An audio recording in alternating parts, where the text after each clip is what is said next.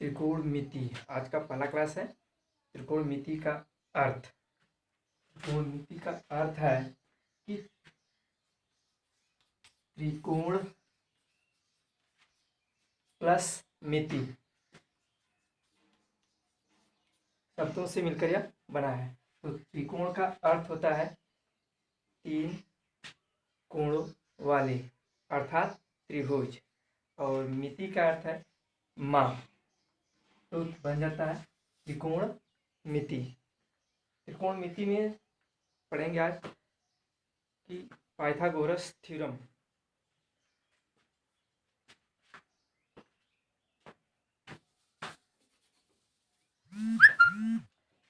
कर्ण का वर्ग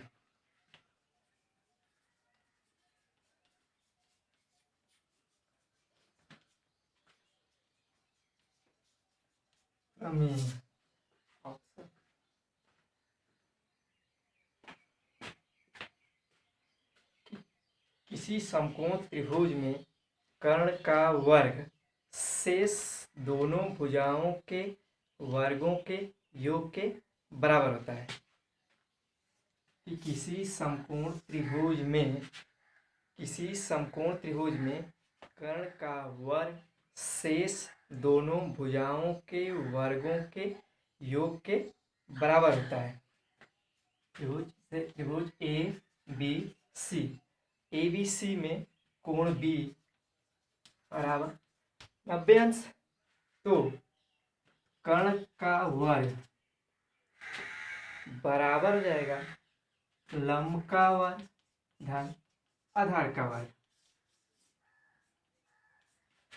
किसी समकोण त्रिभुज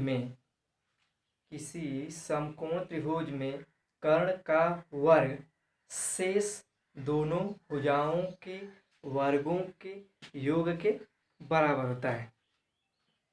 तो सबसे बड़े कोण के सामने की भुजा सबसे बड़ी होती है, इसको हम कर्ण मानते हैं। और ये कोण अगर 60 अंश है तो अगला जो कोण ए होता है वो 30 अंश हो जाता है।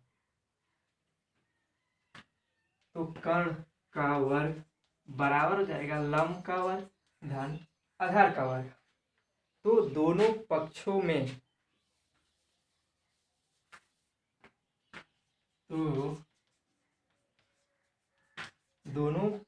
में कर्ण स्क्वायर से भाग करने पर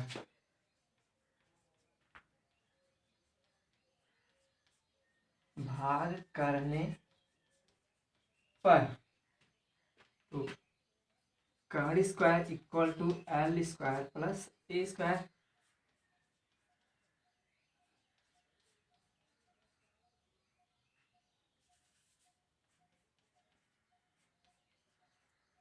अब कर्ण से कर्ण कट जाएगा तो एक बराबर हो जाएगा लंब बटे कर्ण, मतलब लंब का स्क्वायर बटा कर्ण का स्क्वायर प्लस आधार बटे कर्ण का होल स्क्वायर।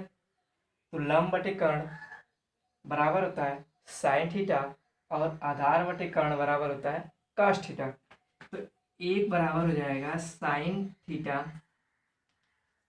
का होल स्क्वायर प्लस आधार बटे कर्ण थीटा होता है कास थीटा। तो कास थीटा का होल स्क्वायर। तो sine square theta plus cos square theta बराबर 1 होता है।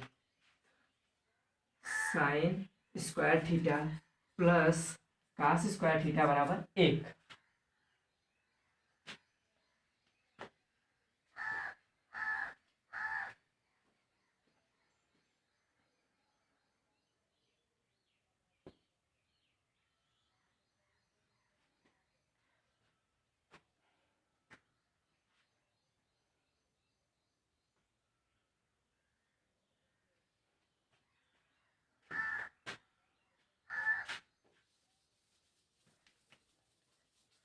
तो इसी प्रकार हो जाएगा कि कर्ण स्क्वायर बराबर लंब स्क्वायर प्लस आधार स्क्वायर। अब दोनों पक्षों में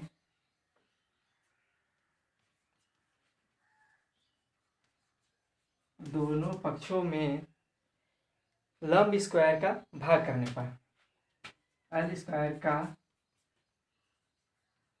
भाग करने पर हो जाएगा कर्ण स्क्वायर बटा के लंब स्क्वायर बराबर लंब स्क्वायर बटा लंब स्क्वायर प्लस आधार स्क्वायर बटा लंब स्क्वायर।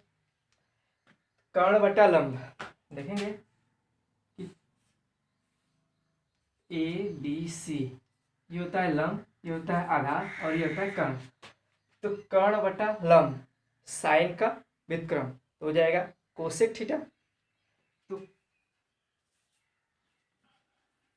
कोसेक थीटा का होल स्क्वायर बराबर लंब बटा लंब कट जाएगा तो एक हो जाएगा प्लस आधार बटा लंब स्क्वायर, तो आधार बटा लंब का होल स्क्वायर कॉट थीटा, तो कॉट थीटा का होल स्क्वायर। तो कोसेक स्क्वायर थीटा बराबर 1 प्लस कॉट स्क्वायर थीटा, ये आएगा दूसरा फार्मूला।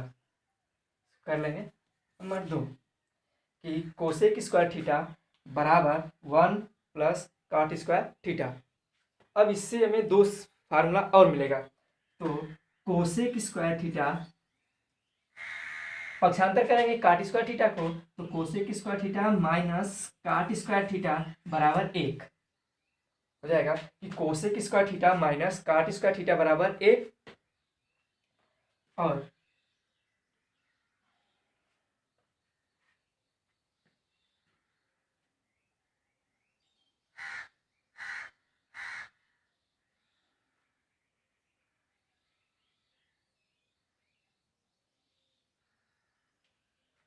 और तीसरा फार्मूला मिलेगा कि काट स्क्वायर थीटा बराबर हो जाएगा कोसेक स्क्वायर थीटा माइनस 1 मिलेगा तीसरा फार्मूला।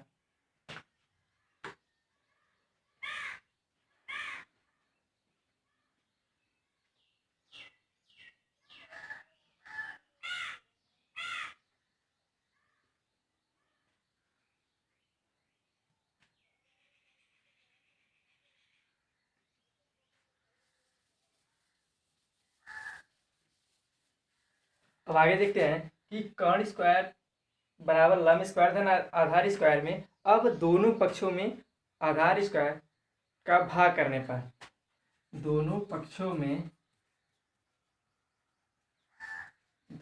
पक्षों में ए स्क्वायर मतलब आधार स्क्वायर से भाग करने पर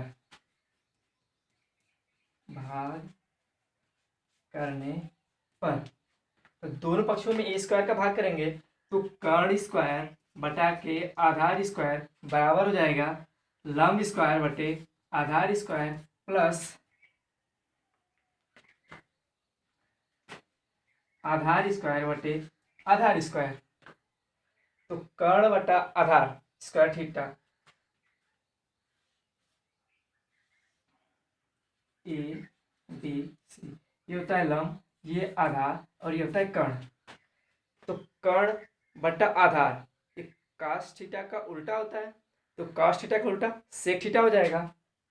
तो सेक थीटा का होल स्क्वायर बराबर हो जाएगा लंब बटे आधार, लंब बटे आधार टैन थीटा होता है, तो टैन थीटा का होल स्क्वायर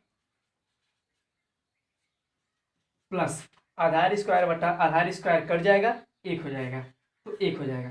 तो सेक स्क्वायर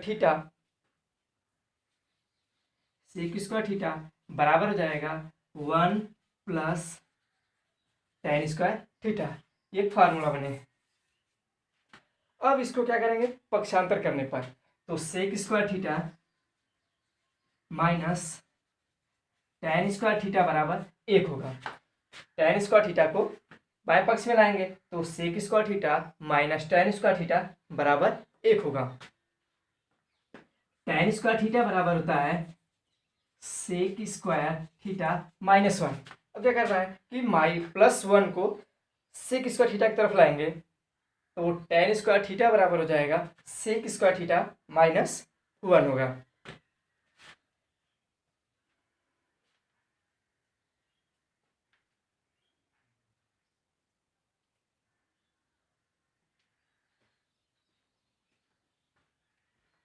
चाट ना कर दी चाट चाट